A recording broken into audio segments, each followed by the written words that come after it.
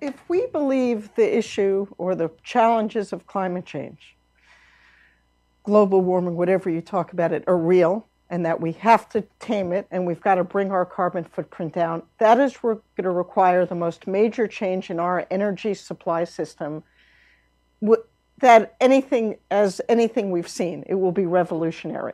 All of the numbers we see say that by 2050 we need $36 trillion to build a clean technology energy system. So that's right now we see about $250 million a year in clean energy technology, or rather $250 billion a year. The goal is by 2020, $500 billion a year. And by 2030, $1 trillion a year. I'm sorry, we need $36 trillion. Think about the change in our energy systems that you would spend $36 trillion on. But if, in fact, every one of the scientists are correct, that's where we're going. So we can either fear it, we could ignore it, we can make believe it doesn't exist, because climate change may not show up tomorrow. It may be 5 years, 10 years. It gets more expensive to mitigate the longer we wait.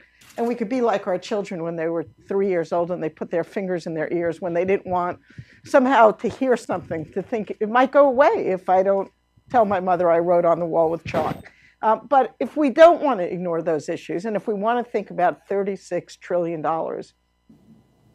it's a technological revolution, and it's very exciting, and being part of that is part of our future. I mean, the price of solar energy has gone down radically. It's now a game changer in what we're seeing. The kinds of energy efficiency, mundane, some people, energy efficiency is a massive opportunity. National Grid is doing an enormous job with leading on how to make sure that all kinds of buildings have access to energy efficiency and the right financing is there. Not all of these are dream technologies that we haven't yet perceived or conceived of. Many of those technologies exist. So when I think about $36 trillion, that's a lot of opportunity. Is it going to turn out to be 30 trillion or 80 trillion? It doesn't matter. The technological revolution has to happen. It is starting to happen. We're seeing change everywhere.